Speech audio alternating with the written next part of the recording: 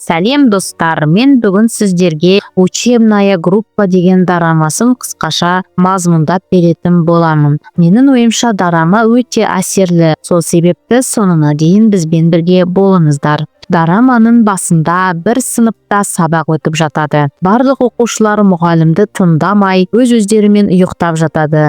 Тек бір оқушы ғана мұқият тыңдап барлығын дәптеріне жазып отырады. Қарасаң, өте жақсы оқитын оқымысты бала секілді. Бұл аты Юнгамин Юсон деген техникалық жоғарғы мектептің 10-шы сынып оқушысы. Оқу үлгерімі өте нашар бала екен. Яғни басты рөлде осы бала. Оның мектепте емтиханда жинаған ұпайы ең соңғы орындарда болыпты.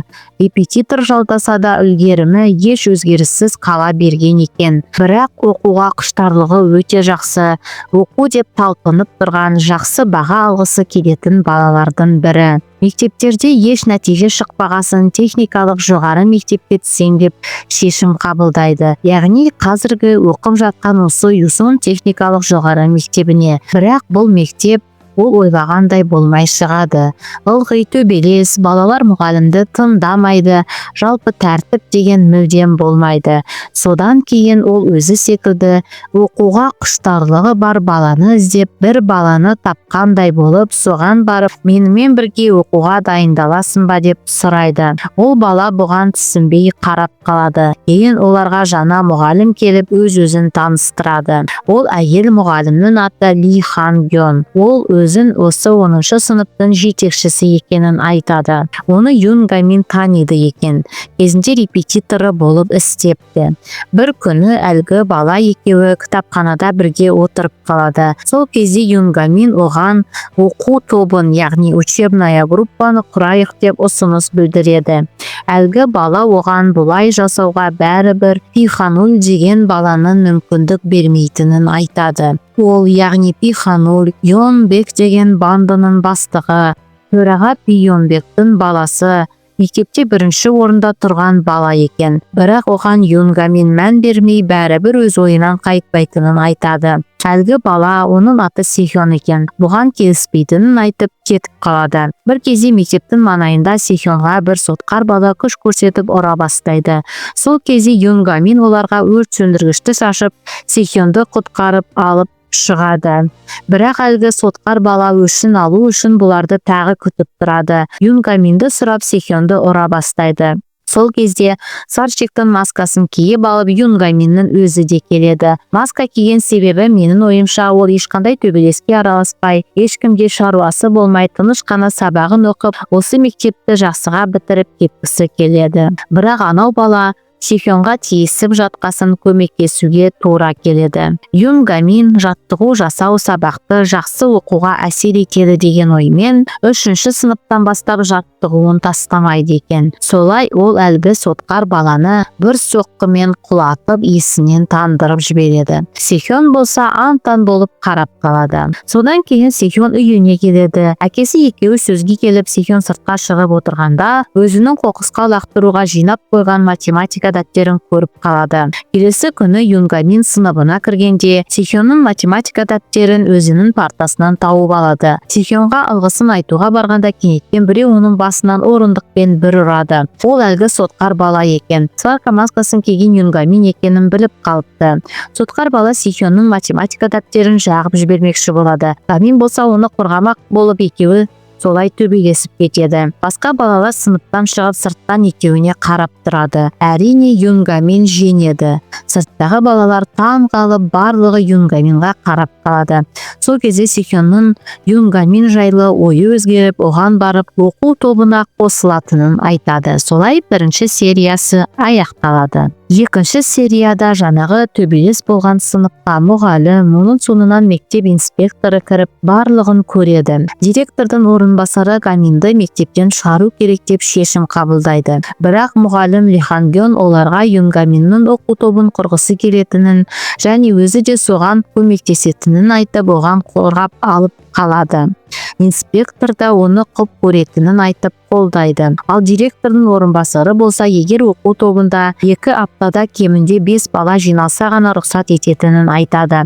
Сонда енді оларға өздері секілді тағы 3 баланы тауып алу керек болады.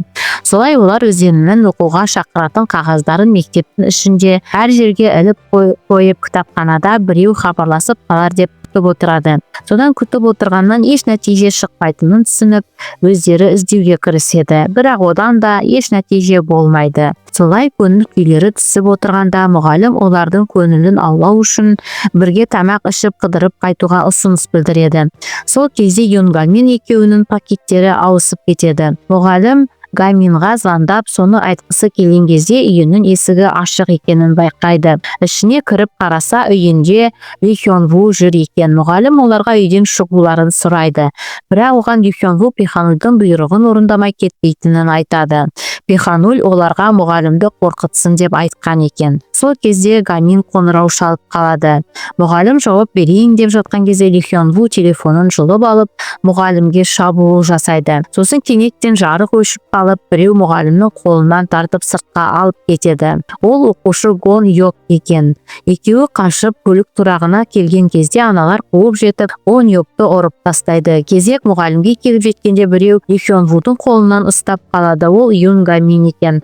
Мұғалім телефон көтермегесін, бірдеңе дұрыс емес екенін сезген болар. Оған қаншама адам жабылса да, берілмей барлығына күші жетіп жеңіп тастайды. Солай мұғалім мен Гон Йокты құтқарып қалады. Келесі күні Юнгамин Сехён кітапханада отырғанда телефондарына біреуден оқу тобына қосылу үшін өтініш келіп түседі. Ол өтініш қыздар сыныбындағы бір қыздан келіп түскен екен. Екеуі жүгіріп барып сол сыныпқа кетеді. Сол кезде екінші серия аяқталады. Үшінші серияда мұғалім біреуден Пихануль жайлы сұрап тұрады. Ол оған Пихануль жайлы ештеңе біліп керек емес екенін, әйтпесе өміріне қауіп төнетінін айтады. Яғни өліп қалуы мүмкін дегендей. Сосын мұғалім Пиханульді өзі кездесуге шақырады. Юнгамин мен Сехён болса әлгі қыздың Ли Джи-ву екенін, Ли Хён-вудың егізі екенін біледі. Кейін сыныпқа бір оқушы кіріп келеді. Ол өзін Ли Джи-вудың жігіті екенін айтады. Ли Джи-вудың түріне қарасан олай емес секілді. Ол Ли Джи-вуға неге басқа жігітпен сөйлесесің деп алақанынан ұрайын деп жатқан кезде Юнгамин әлгі баланың бетіне сағыз лақтырып кіріп келеді. Екеуі төбелескелі жатқан кезде сыныпқа бір мұғалім келіп қалады да екеуі екі жаққа кетеді. Кітапханада Сехён Гаминға әлгі бала тәртіптік комитеттің мүшесі екенін, енді оларға бұдан былай оңай болмайтынын айтып отырған кезде кітапханаға бір қыз келіп қарап тұрады. Ол өзін Ли Джи-вудың құрбысы екенін, соның атынан өтініш білдіргенін айтады. Солай оларға мән жайды түсіндіріп береді. Кезінде Ли Джи-вудың ағасы жұмыстан келе жатқанда жұмысының ақшасын біреу ұрлап алып кетіпті. Кейін ол Ким Гё-джиннан қарызға ақша сұрайды. Ким Гё-джин болса, оған егер бір магазиндағы автоматтан ақша ұрласа ғана ақша беретінін айтады. Және сол сәтті видеоға түсіріп алады да, сол видеомен Ли Джи-вуды қорқытып қысым көрсете бастаған екен. Оның барлығы әрине Пиханульдың ойластырғаны. Ли Джи-вуда ағасынан басқа ешкімі болмағасын амалсыздан көніп жүреді. Құрбысы Ли Джи-вуды қорғағысы келетінін айтып, егер олар сол видеоны алып көзін жойса, Ли Джи-ву олардың тобына қосылатынын айтады. Екеуі сәл ойланып келіседі. Мұғалім Пиханульден Ли Хён-вудың қайда екенін және оны өз қарамағынан босатуын сұрайды. Пихануль болса оған, егер Ли Хён-ву мектепке келмей қойса, ол жайлы ойламай мүлдем бас тартқаның дұрыс болады дейді. Бірақ мұғалім одан бас тартпайтынын айтады. Тәртіптік комитеттің кабинетінде Ким Гё-джин сол видеоны интернет желісіне салғалы жатқан кезде Юнгамин атып шығып барлығымен төбелесе кетеді. Видео енді жүктеліп болайын деп жатқан кезде Юнгамин флешка мен процессорды алып қаша жөнеледі. Процессор жерге құлап Сехённың алдына сырғып барады. Гамин оған процессорда видео бар екенін айтып тезірек қашуын сұрайды. Сехён процессорды алып жүгіріп барып мектептің төбесінен процессорды жерге лақтырып жібереді. Біраздан кейін Ли Хён-ву мектепке келіп Ким Гё-джинға пышақпен бара жатады. Оған Пихануль ақшасын осы Ким Гё-джин ұрлап, Ли Хён-вудың өз ақшасын өзіне қарызға бергендігін айтып, айдап салған екен. Ол енді пышағын оған сұғайын деп жатқан кезде алдынан мұғалім тұра қалады да өзі жарақаттанады. Бірақ мұғалімнен өміріне еш қауіп төнбейді. Ауруханада мұғалімнің палатасында Гамин, Сехён, Ли Джи-вудың құрбысы отырғанда Ли Чижу да мұғалімнен келіп кешірім сұрайды. Сол кезде барлығы оған оқу тобына қосылуды ұсынады және ол ойланып оған келіседі. Келесі күні төртеуі кітапханада отырғанда біреу терезеге тас лақтырады. Ол оқушы бір баланы терезенің алдына алып келіп, оның оқу тобына қосылуға арналған өтінішін Гаминнің көзінше жыртпақшы болады. Сол кезде Гамин өтінішті көріп, 4-ші қабаттағы терезеден секіріп түсіп, әлгі баланы бір ұрып құлатады. Барлығы антан болып қарап қалады. Солай 3-ші серия аяқталады. Бізбен бірге болғандарыңызға рахмет. Келесі жолы 4-ші, 5-ші серияларын айтып беретін боламын. Каналымызға тіркеліп кетіңіздер.